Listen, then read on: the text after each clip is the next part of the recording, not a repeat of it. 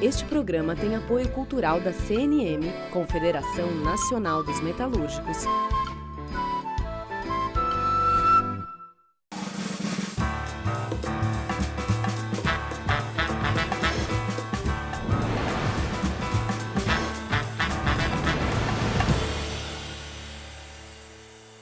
Olá, começa aqui mais um Entrevistas na sua TVT. Com o entrevistado na casa dele, no caso hoje não é exatamente na casa dele, é no Palácio de Governo, e com o entrevistador na minha casa. O entrevistado de hoje já esteve aqui 5 meses atrás, então ele era o governador do Piauí, como continua a ser, pelo Partido dos Trabalhadores, governador Wellington Dias, era já o presidente do consórcio dos governadores do Nordeste na questão relativa à Covid, e agora é também o presidente do Fórum Nacional dos Governadores, com quem, aliás, estivemos reunidos não faz 10 dias. E eu pergunto ao governador Wellington Dias, agradecendo que ele mais uma vez disponha do tempo dele para a TVT. Estou enganado, governador? Ou, apesar de tudo que está acontecendo no país, da pandemia a este nervosismo político, do discurso, do pronunciamento do ex-presidente Lula para cá, a partir do momento em que a justiça, tardiamente, mas enfim, resolveu que ele pode ser candidato à presidência da República, o ambiente político no país mudou, meio que da água para o vinho, para melhor, evidentemente. Olha, Júlio Kfouri, primeiro eu quero saudá-lo e saudar todos que nos acompanham aqui, da direção da TVT, parabenizar por esse jornalismo sério, correto, adequado, com esse compromisso com a verdade. O fato é que realmente mudou, e mudou muito. Nós temos uma situação em que o Brasil continua com pandemia, o Brasil continua com crise política, o Brasil continua com crise social, o Brasil continua com crise econômica, mas o Brasil tem esperança. O Brasil tem esperança porque ele pode contar após o Supremo Tribunal Federal fazer justiça, fazer valer a regra da Constituição, anulando um processo abusivo, absurdo, que fizeram contra ele, ou seja, um processo que o objetivo, infelizmente, foi alcançado. E olha o prejuízo para o Brasil. Qual era o objetivo? Tirar o líder Luiz Inácio Lula da Silva das eleições de 2018. Ou seja, olharam para trás e viram, para aí, esse Lula ganhou 2002. O presidente da República, a gente achava que ia ser um fracasso. Não foi. Foi reeleito com uma votação extraordinária em 2006. A gente achava, não, fez um bom mandato, mas o segundo mandato não, foi melhor. Terminou com 80% de aprovação. Não conheço registro na história brasileira de um presidente que encerra o mandato, e ele foi o segundo mandato, com 80% de aprovação. Fez a sucessora, a ex-presidenta Dilma. A ex-presidenta Dilma fez um bom mandato entre 2011 e 2014, e aí foi reeleita também. Aí, o que tomaram a decisão? Primeiro, precisa prender o presidente Lula. Se não prender ele vai eleito de novo. Lá na frente, o sucessor vai ser ele. Em 18 não tem para ninguém. Então, fizeram aí 2 golpes. A gente achou que era só 2 golpes. Um primeiro golpe, prendendo o presidente Lula, tirando dele o direito de ser candidato a presidente. O segundo, afastando uma presidenta honesta, uma presidenta que não cometeu crime, através do Congresso Nacional. Então, numa manobra que o país paga caro. O país paga caro. Eu acho que quem participou dela hoje tem, ou abertamente, ou no fundo do coração, arrependimento. Então, eu conto isso para dizer a você que o presidente Lula, ele é simplesmente o maior líder popular do Brasil, um dos maiores líderes do planeta Terra, respeitados dentro e fora do Brasil. E vou dizer algo que ninguém disse, mais forte ainda. Ou seja, ele volta mais forte ainda. É isso que eu sinto da população nos estados que tenho visitado. Governador, eu fiz menção ao fato do senhor hoje ser também presidente do Fórum Nacional dos Governadores.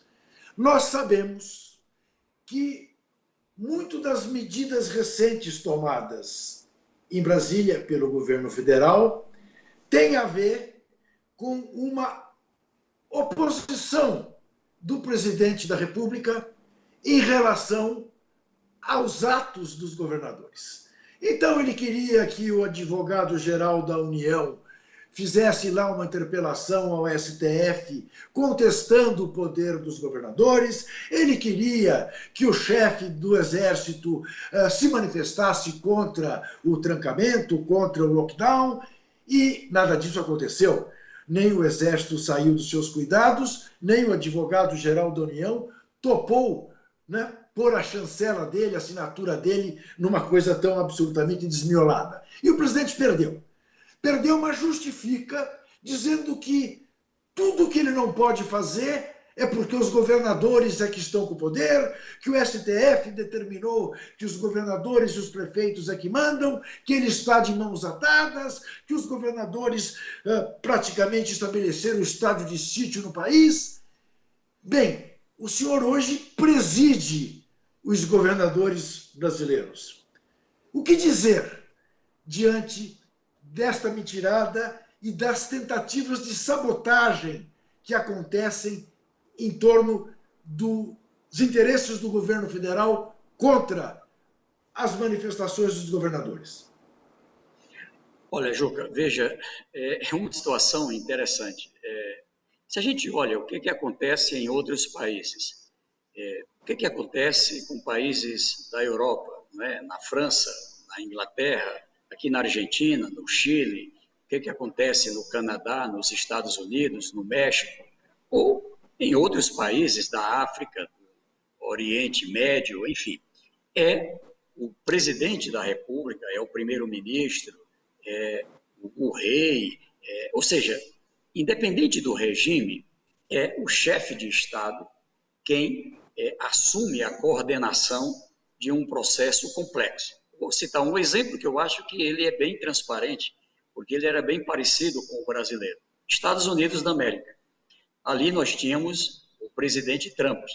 O presidente Trump, presidente dos Estados Unidos, negava o uso da máscara, negava o risco que tinha, o perigo que tinha o coronavírus, ele negava distanciamento, ele saía insultando a ciência, a Organização Mundial da Saúde, chegou a retirar, inclusive, o apoio americano. O que aconteceu com os Estados Unidos da América nessa fase?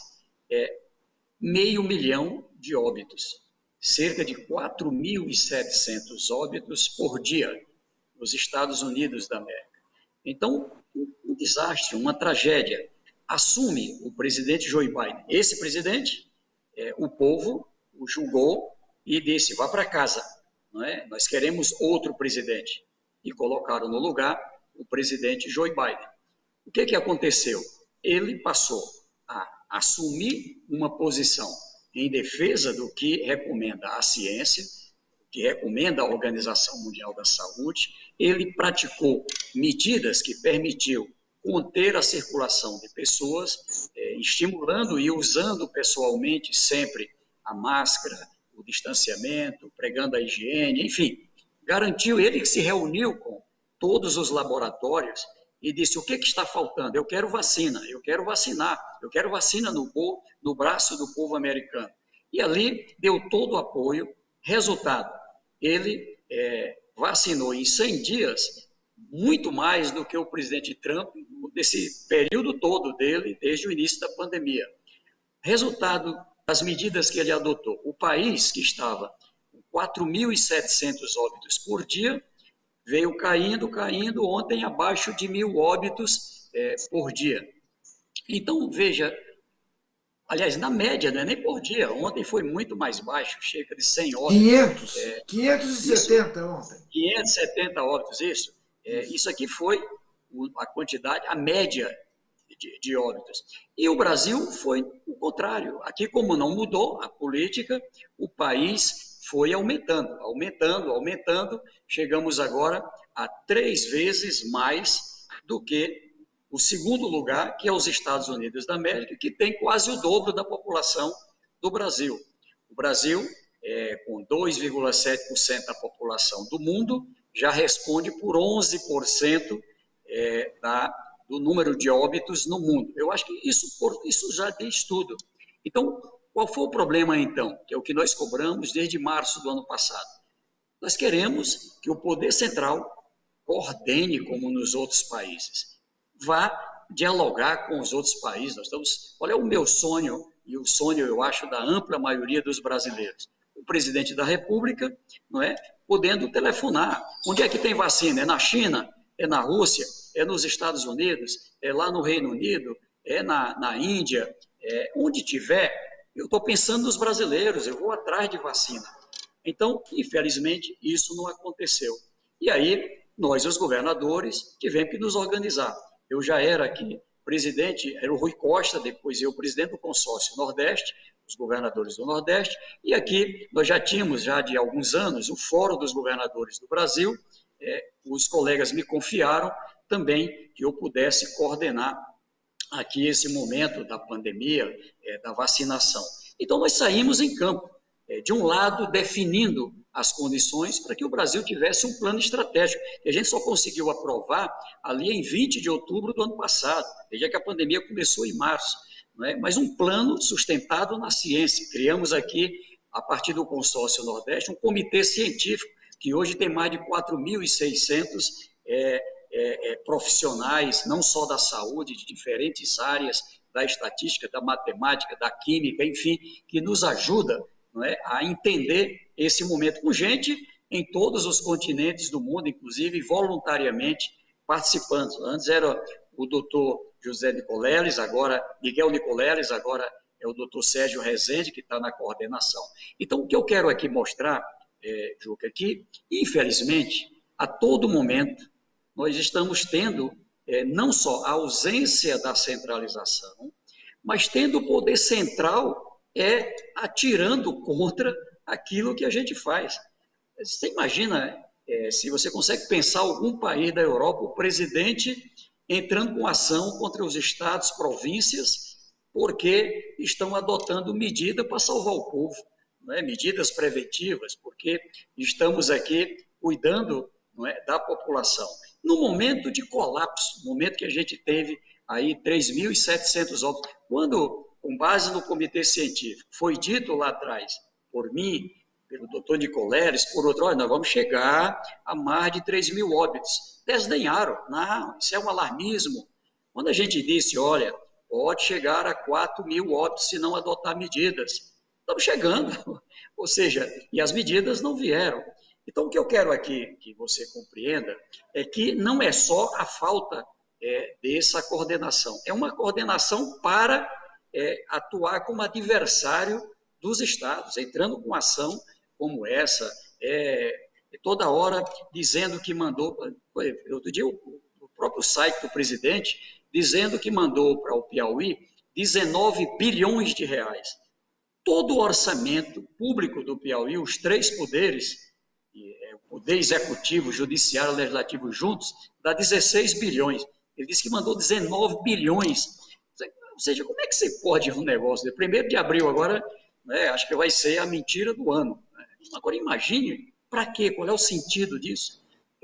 Aqui a gente recebeu, sim, aprovado pelo Congresso Nacional, a compensação da perda das receitas, e sim, no momento em que nós estamos com mais do dobro de UTIs da normalidade, nós também tivemos aqui uma ampliação de credenciamentos de leitos, e para isso veio mais dinheiro, recursos para que a gente pudesse aqui suprir as necessidades na saúde, principalmente, e em outras áreas. E agradecemos. Eu queria que o senhor respondesse respondesse agora a uma pergunta do diretor da TVE da Bahia, jornalista Flávio Gonçalves. Uma saudação para você, Juca, muita saúde nesse momento da pandemia e também para o governador Wellington Dias. Eu sou Flávio Gonçalves, jornalista, estou diretor-geral da TVE aqui na Bahia e nós exibimos semanalmente entrevistas aqui na TV Pública da Bahia. Governador, 2018 foi um ano muito importante na história do Brasil. No momento da eleição, nós sofremos muito com as chamadas fake news, as mentiras que circularam ali naquele momento para manipular o voto da população. De uma maneira, inclusive, muito profissional. De lá para cá, esse sistema continuou existindo. O senhor não acha que chegou a hora do Brasil, tanto nas prefeituras, governos estaduais e na União também, debater e implementar políticas públicas inovadoras na área da comunicação e que isso é fundamental para a nossa democracia? Olha, Gonçalves, eu acho que sim, e eu creio que eu vou além. Se a gente tiver que listar 10 principais problemas do Brasil de grande importância, se no patamar da saúde, do desemprego, da crise econômica, da crise dos empreendedores, de problemas das relações internacionais, estou falando de problemas grandes. Esse problema da fake news é um deles.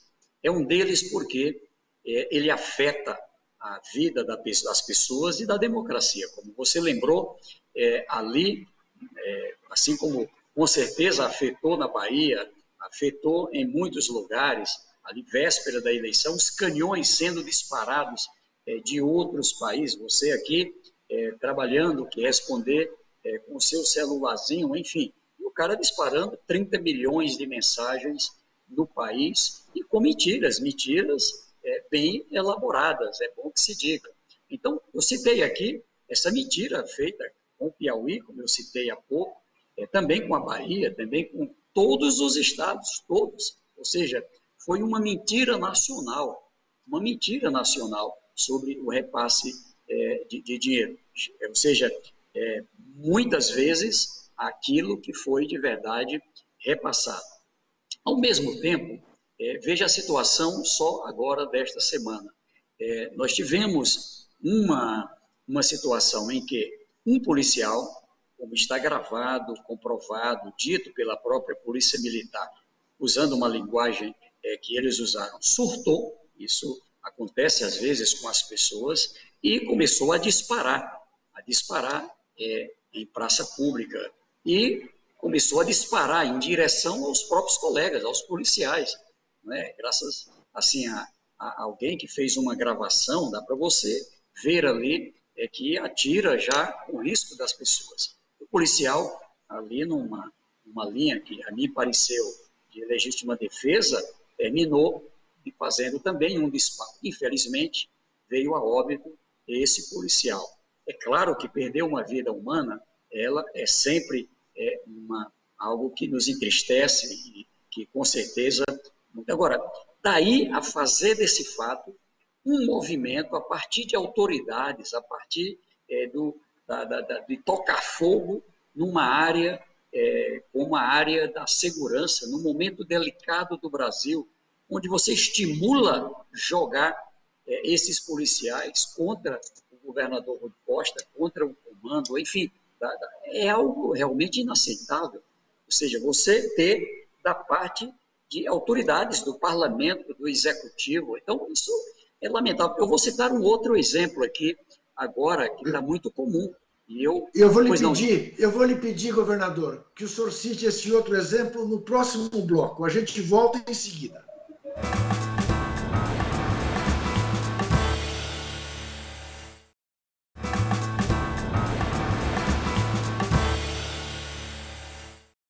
Eu converso com o governador Wellington Dias, governador do Piauí, governador do Partido dos Trabalhadores, presidente do Fórum Nacional de Governadores e presidente também do Comitê do Nordeste, do Consórcio do Nordeste, para tratar da questão da pandemia. E ele estava dando exemplos de como as notícias falsas né, disseminadas pelo governo federal, atrapalham a vida do país. E eu queria que já o senhor emendasse, governador, comentando aquilo que nós falávamos antes ainda de começar o programa, sobre riscos que estão correndo até postos de saúde por causa de mentiras sobre eventuais vacinas que o governo federal teria distribuído e que os governadores e os prefeitos não estão fazendo chegar à população.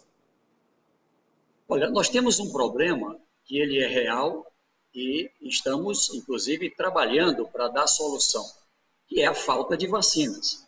O problema do Brasil é que nós entramos atrasados nos contratos de vacinação, somente agora, praticamente em fevereiro. Você se lembra quando a gente estava ali lutando para poder o governo celebrar o contrato das 46 milhões de doses com o Butantan, depois mais 54 milhões de doses com o Butantan, para garantir que tivesse proposta firme entre a Fiocruz e a AstraZeneca para aqueles 100 milhões de IFAs vindo da China para poder a Fiocruz transformar em vacinas no Brasil. E nós, os governadores do Nordeste, ficamos numa luta. Peraí, se ninguém está indo atrás de vacina, nós vamos ter que ir atrás de vacina.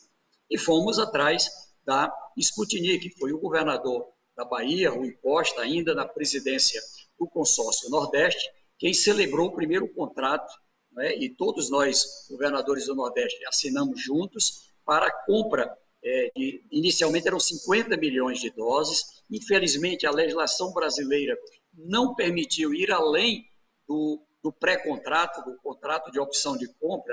Por quê? Porque somente o Ministério da Saúde, só o governo federal poderia cumprir. Lá na frente, o Congresso Nacional aprovou uma lei, o presidente vetou, que dava essa autorização, essa autonomia para estados e municípios. Aí o ministro Lewandowski deu uma decisão e depois o Congresso aprovou de novo uma lei que terminou sendo sancionada. Pois bem, a partir daí nós celebramos o contrato com a Sputnik, que permite não mais aqueles 50 milhões de doses, porque atrasou, mas 37 milhões de doses. E nós colocamos essas 37 milhões de doses à disposição do Brasil. E estamos cobrando para mais vacina que estão num contrato do Brasil com a MS, que a gente tem que fazer entregar, mais 11 milhões aqui são 8 milhões e 100 mil doses de vacinas. Ali da AstraZeneca, no Reino Unido, a Universidade de Oxford, tem aí um saldo de 11 milhões de doses que eram para ser entregues em janeiro, veio para a Serum, AstraZeneca da Índia, ele entregou uma parte e ficaram faltando essas 11 milhões de doses. Pois bem, então nós estamos indo atrás, estamos aqui cobrando, estou agora pedindo pelo Fórum dos Governadores do Brasil uma agenda com o secretário-geral das Nações Unidas, para poder a gente garantir ali que o mundo possa criar uma sensibilidade e dar uma ajuda humanitária ao Brasil, e a ajuda humanitária ao Brasil é mais vacina, é isso que precisamos. Pois bem, no meio disso, veja só, várias autoridades, não são mais pessoas comuns, dizendo que entregaram não sei quantos milhões de doses e essas doses estão com o Estado, estão com os municípios e não estão sendo aplicadas. Então, isso cria um tensionamento muito grande, cria um tensionamento que pode colocar em risco, né, as pessoas que estão ali desesperadas por vacina contra quem está lá em cada posto de vacinação, contra secretários de saúde, ou seja, quem está no patente trabalhando para salvar vidas. Veja, o Brasil, até sábado, eu fiz um levantamento, Juca, e passo aqui para você em primeira mão. O Brasil, até sábado, distribuiu 33 milhões e 600 mil doses. Precisamos, na verdade, de 420 milhões de doses. Até agora, 33 milhões e 600, para dar a primeira e a segunda dose para todos os brasileiros. O Brasil tem, estou arredondando aqui para 210 milhões de pessoas, precisaria de 420 milhões de doses. Desses 33 milhões e 600 mil doses, um esforço muito grande de 5.600 municípios em cada posto de vacinação, manhã, tarde e noite, sábado, domingo, feriado, equipes de transporte, de segurança, armazenagem, enfim. Nós vacinamos em todo o Brasil, com a primeira dose, 16 milhões e 900 mil pessoas. Com a segunda dose, 4.900.000 pessoas. E, veja, nós tivemos que deixar uma reserva para a segunda dose de quem tomou a primeira e ainda não tomou a segunda, de 5.100.000 doses aproximadamente, 5.200.000, 5.100.000. E, além dessa reserva, essa reserva é para quando chegar o momento da segunda dose, não faltar vacina. Ali, nós temos uma reserva técnica de 600.000 doses. O que é essa reserva técnica? Deu um problema de energia. O carro que ia levando as vacinas, Deus o livre, acidentou. Então, precisa substituir essas vacinas. Então, também fica essa reserva técnica. Então, quando eu faço essas contas, aqui nós temos cerca de 27.600.000 doses. O que, então, que sobra? Sobram cerca de 6 milhões de doses. O que são essas 6 milhões de doses? Essas doses que a gente acabou de distribuir agora. Recebemos 5.200.000, 5.300.000 do Butantan, na última terça-feira. Distribuímos cerca de 600.000 doses da Fiocruz e elas chegam nos estados, a gente envia para cada município, o município envia para cada posto de vacinação e essas vacinas são as vacinas que estão sendo aplicadas. Aqui não foi aplicada, está lá armazenada num freezer, num local que tem a temperatura adequada, para vacinar o dia seguinte. Ali se pega aquela vacina, leva num povoado, num assentamento, numa comunidade quilombola, num bairro da cidade, na zona rural de uma cidade, ou seja, é uma operação gigante. Então, veja, aquilo que não foi usado são 6 milhões de doses para 5.600 municípios. Esse país continental tem 5.600 municípios. Então, tudo dentro da normalidade, não é? Eu lhe digo que fantástico é o Sistema Único de Saúde, com profissionais renegados, assim, pessoas dedicadas, e eu tenho muito orgulho do nosso Sistema Único de Saúde. É ele que está salvando vidas, por isso eu faço um apelo, não é? Para que as pessoas parem de estar jogando a população contra quem está salvando vidas, pelo amor de Deus. É a pura verdade. Eu já tive a experiência da primeira dose, governador. E vou lhe dizer uma coisa, é impressionante a abnegação daqueles servidores do SUS. Impressionante.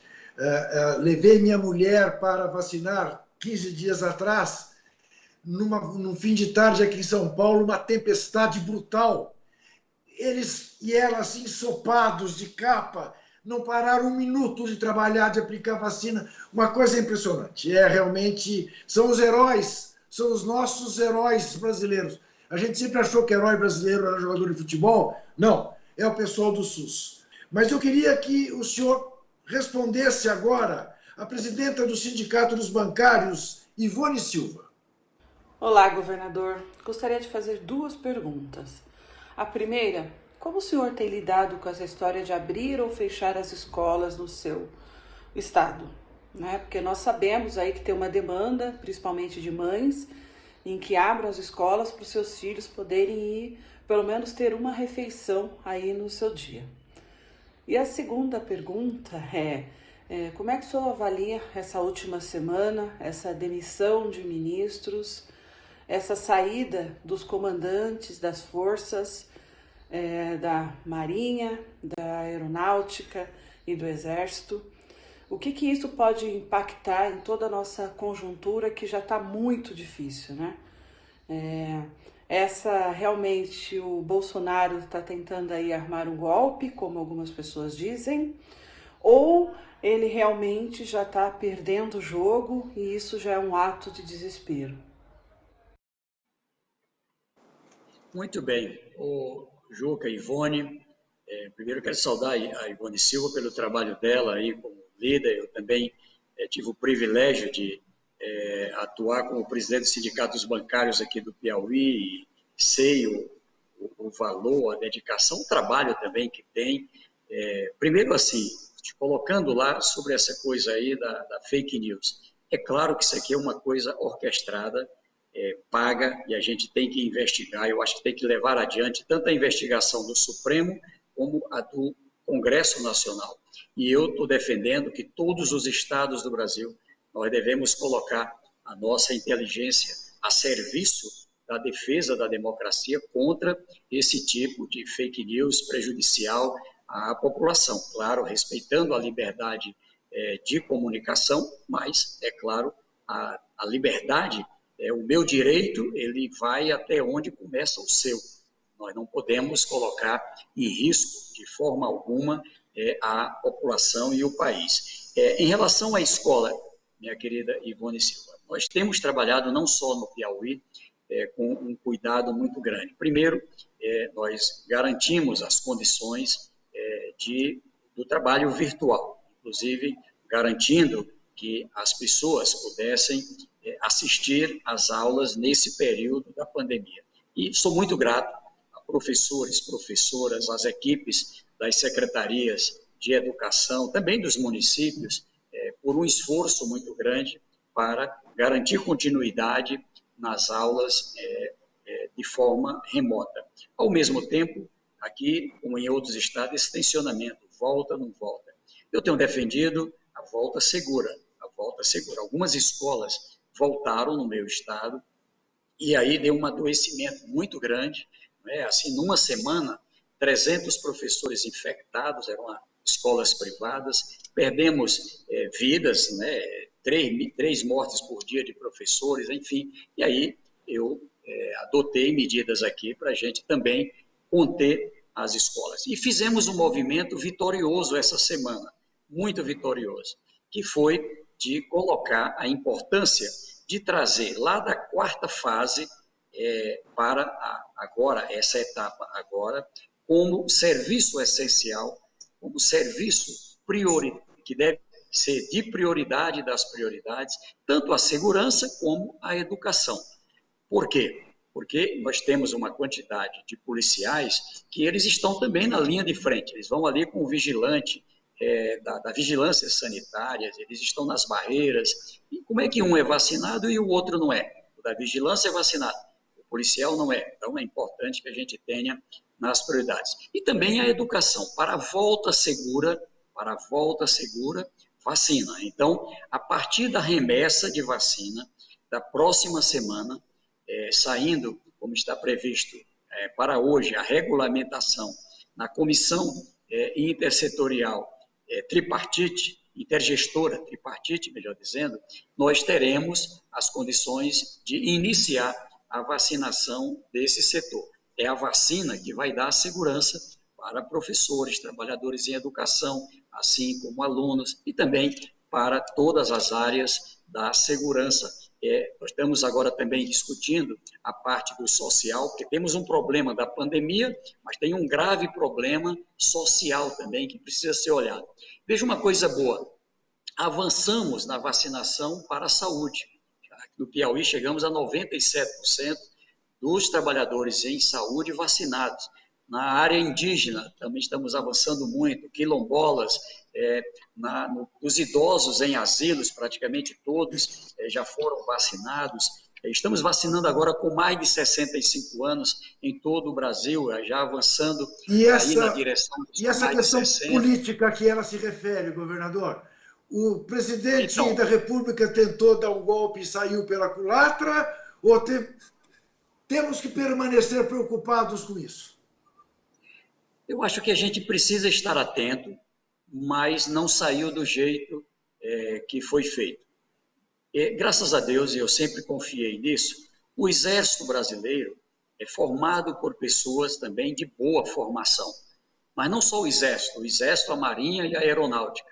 Ou seja, alguém para chegar a um posto de general, não é, de brigadeiro, chegar às condições, não é, de almirante, e assim em outras áreas, ele tem uma base de formação. E nos últimos anos, e o país contribuiu para isso, também com um forte componente de respeito à Constituição e também os princípios da democracia próprios do mundo, inclusive na relação das nossas Forças Armadas com o mundo. Eu penso que nós temos hoje de um lado, um conjunto desses oficiais que estão incomodados, como a gente viu essa semana. Para aí, estão trazendo a política, e eu diria até a politicagem, para dentro dos quartéis. Estão trazendo aqui e gerando tensão. Estão aqui colocando uma situação em que é a imagem, é a confiança das Forças Armadas que está em jogo.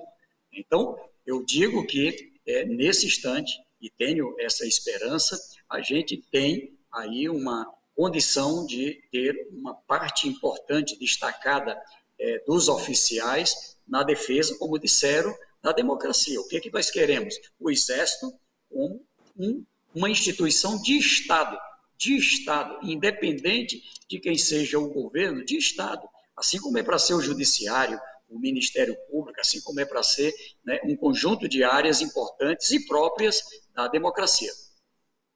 Governador, vou ter que fazer mais um rápido intervalo e voltaremos em seguida. Até já!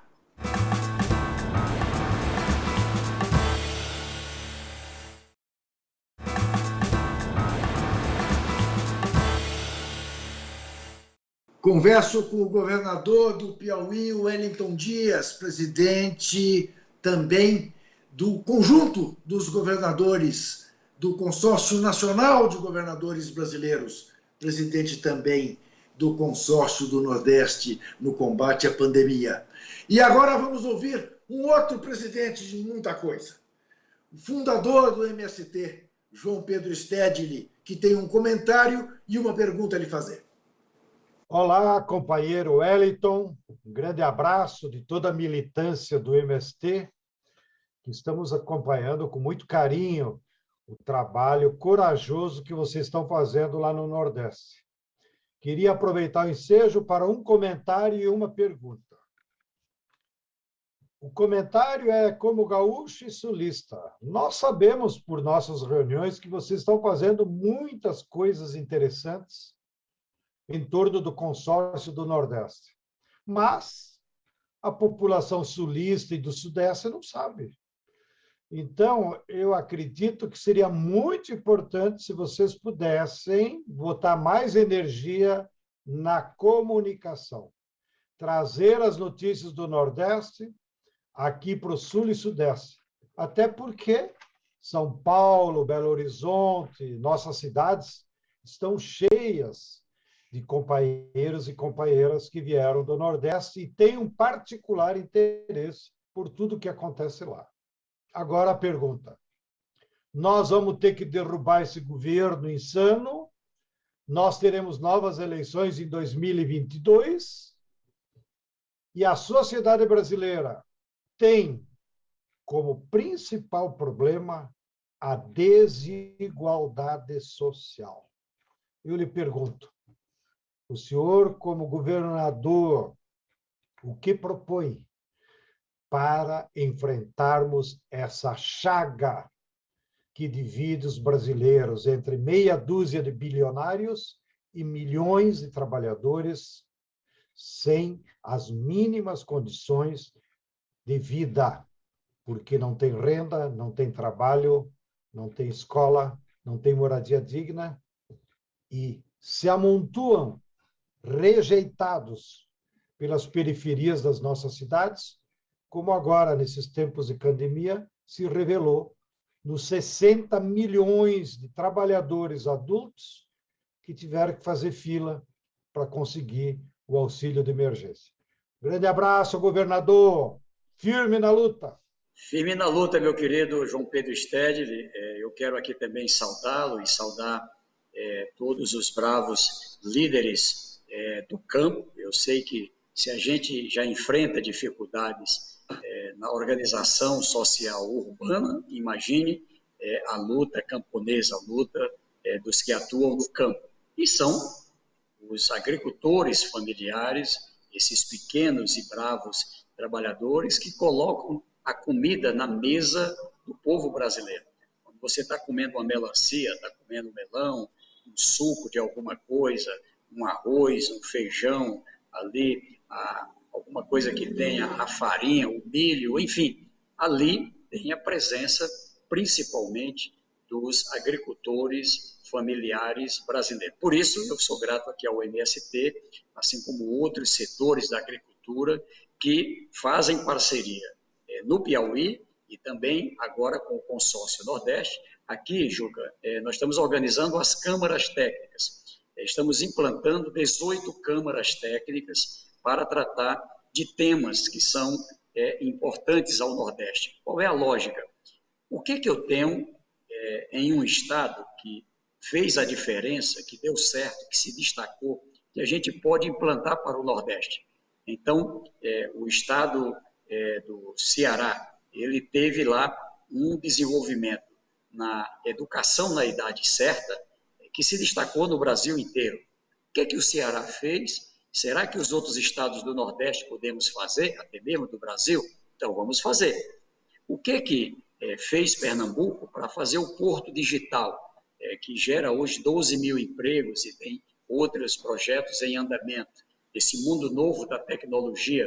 Então, nós, com a inovação tecnológica, Nordeste, assim Energias Nordeste, e assim Segurança Nordeste, Nordeste conectado na área de rede de fibra ótica, Turismo Nordeste, né, Infraestrutura Nordeste, Política Internacional Nordeste, ou seja, um conjunto de setores. E um deles, agricultura familiar, voltada para a produção de alimento saudável, com o uso da tecnologia, com um sistema de financiamento adequado, e estamos trabalhando para 1 bilhão e 600 milhões de reais. Agora nós devemos fechar até o mês de maio para que a gente possa apoiar a agricultura familiar Nordeste, que tem 50% dos agricultores familiares do Brasil. Então, é um setor que ele tem baixa renda e, com o uso da tecnologia, nós avaliamos que vamos ampliar a renda. Então, e aqui, junto com as entidades. Mas, veja, a comunicação, com certeza, é um bom aviso, é um bom estímulo. Vamos buscar estar dialogando também para que a gente possa dar conhecimento dessas coisas que aqui estamos trabalhando e, é claro, em sintonia com as necessidades e as prioridades do Nordeste. A desigualdade social. Sim, eu disse que nós temos aqui 4 grandes problemas. O da crise da pandemia, o da crise da economia com geração, com um risco aqui de desemprego, uma informalidade muito grande e, ao mesmo tempo, uma situação social muito grave. Voltou a fome, né? A gente teve um avanço muito importante desde o primeiro governo do presidente Lula, avançamos de forma acelerada, a presidenta Dilma, ou seja, criamos uma rede de proteção social extraordinária, onde ela tinha um foco. De um lado, garantir uma transferência de renda, mas, em contrapartida, educação, garantir ali que tenha um ofício, alfabetização, ao mesmo tempo, o apoio para o empreendedorismo. Então, nesse aspecto, eu acho que o Brasil aqui avançou e pode avançar muito mais. O que estamos defendendo? De um lado, que a gente volte a ter uma política nacional, com um foco no campo. O Brasil é diferente.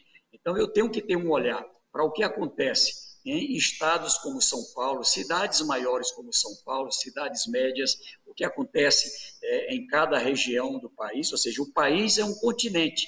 Então, tem que ter uma política diferenciada, mais focada na redução dessa desigualdade. E nessa redução, é claro, precisa de algumas medidas. Eu fiz um estudo quando fui senador da República, em que a gente demonstra que quem ganha no Brasil até aproximadamente 4 salários mínimos, aí, menos de 5 mil reais, essa pessoa paga 42% da sua renda em tributos. Por isso que na reforma tributária nós estamos querendo discutir, sim, impostos indiretos, impostos sobre o consumo, tirar daqui do consumo e colocar sobre a renda e patrimônio. É por isso que defendemos o imposto sobre a transferência de lucro e dividendo, o salário do empresário, na hora que ele tira, tem que pagar. Por que o salário de um assalariado quando ganha 30 mil, 25 mil, 20 mil, paga 15, 20, 25%, e o outro aqui paga nada, não tem sentido. Então, aqui é importante. Ao mesmo tempo, o imposto sobre a grande fortuna. Quem tem uma fortuna, qual é o patamar? Acima de 100 milhões? É que seja. Então, aqui, como outros países desenvolvidos, a gente tem que fazer a tributação dos mais ricos, é o imposto sobre a grande riqueza, sobre a grande fortuna. E para quê? Para que a gente tenha justiça social. Com isso aqui, fazer uma política para elevar a renda. O que demonstrou o governo do presidente Lula e da presidenta Dilma? À medida que aumenta a renda do andar de baixo, aumenta também da classe média e da classe alta. Veja só, é bom para todo mundo. Claro. Governador, me conte um pouco como é a experiência de presidir o Fórum Nacional dos Governadores. O senhor tem larga experiência, viveu no Parlamento, no Senado, convivência com contrários e tudo mais. Bom, mas estamos vivendo um momento de crise terrível, de uma pandemia como jamais havíamos passado, aliado ao fato de vivermos uma crise econômica que já vinha antes da pandemia, mas que evidentemente a pandemia agrava, uma crise política e uma convivência de 27 governadores que tem desde os governadores do PT, governador do PCdoB, como o governador Flávio Dino, a governadores do outro campo, como Ronaldo Caiado, mais extremista, como João Dória, né? E alguns, digamos, mais de uma direita mais equilibrada. Como é esta convivência? Olha, realmente é uma engenharia política importantíssima. Veja só, como é que a gente está organizado. Em cada região do Brasil, a exemplo do Nordeste, tem uma forma de organização. Aqui tem o Consórcio Nordeste e o Fórum dos Governadores do Nordeste. O Fórum é uma estrutura mais política. O Flávio Dino é hoje o nosso coordenador. O consórcio, ele vai muito na linha de políticas públicas pensando no desenvolvimento do Nordeste. Assim tem a organização da Amazônia, os estados amazônicos, tem do Centro-Oeste, inclusive a sede em Brasília desses três é no mesmo prédio, a nossa sede fica no mesmo prédio, os três consórcios, tem do Sudeste e tem do Sul, e eles têm inclusive um elo Sudeste-Sul. O que a gente tem que trabalhar é colocar uma pauta de interesse comum. Então, são 27 governadores de diferentes partidos, com diferentes posições políticas, e a gente procura aqui, quando é uma situação política, agora fizemos uma carta em relação à questão das fake news. Ali nós assinamos 19 governadores, tá certo? 19 governadores. E então ali sai a relação de todos os governadores. Eu tive que pedir uma agenda com a Organização das Nações Unidas, encaminhar um apelo para a Organização Mundial da Saúde para cumprir um contrato com o Brasil, com a Universidade de Oxford, com a Índia, com a China, com a Rússia, com a Sputnik, ou seja, ali eu encaminho em nome do Fórum dos Governadores do Brasil. É um tema que nos une, é um tema que tem uma tranquilidade maior que a aderência do conjunto dos governadores. Então, veja, eu acho que não é uma engenharia simples, como parece, não é? A gente tem um grupo, a gente debate, a gente faz consulta.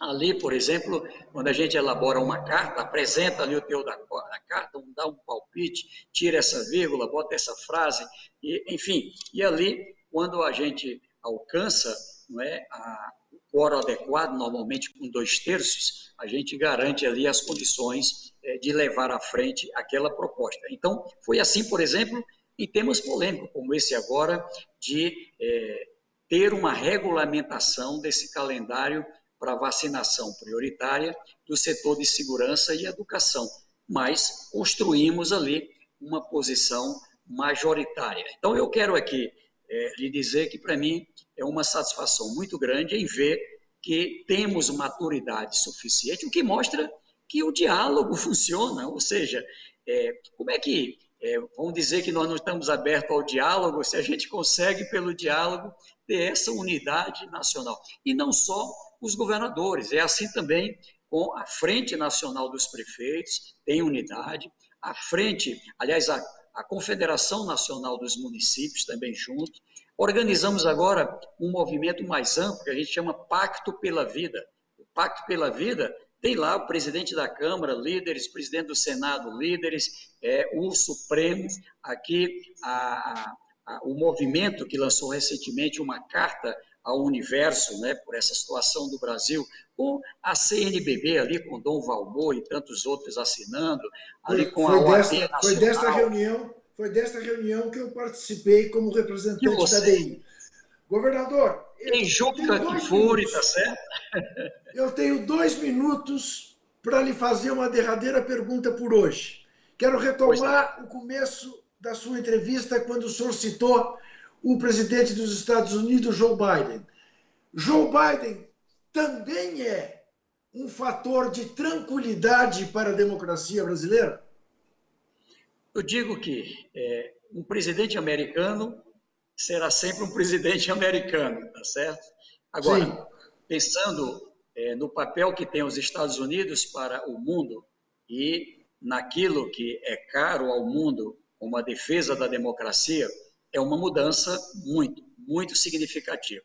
Eu creio que, inclusive, o fato dele ter a vice-presidente também extraordinária, ali o ex-presidente Obama, ou seja, isso nos dá um alento. Eu acho que o mundo precisava ter um líder desse perfil para os desafios do momento. É por isso mesmo que estamos aqui buscando que o Brasil tenha uma mudança, mas não é uma mudança de ministro, é uma mudança na política internacional. O Brasil sempre teve uma relação com o mundo na busca de paz, no respeito à soberania do outro e também buscando a soberania, que a soberania brasileira fosse respeitada. É assim no comércio, é assim no intercâmbio cultural, ou seja, é essa relação que coloca o Brasil como um dos países com menos contenciosos no mundo. É isso que queremos na relação com o povo americano, com a América do Norte, com a Europa, enfim, com todos os países do mundo. É isso que defendemos. Aliás, isso que, encabeçando um governo, praticamos ali no governo, encabeçado tanto pelo presidente Lula como a presidenta Dilma. Aliás, reconheço o presidente Fernando Henrique, que também abriu importante fronteira nessas relações com o mundo, e é isso que é importante, independente de quem encabeça o governo, para o Estado brasileiro, para a nação brasileira. Isso é fundamental.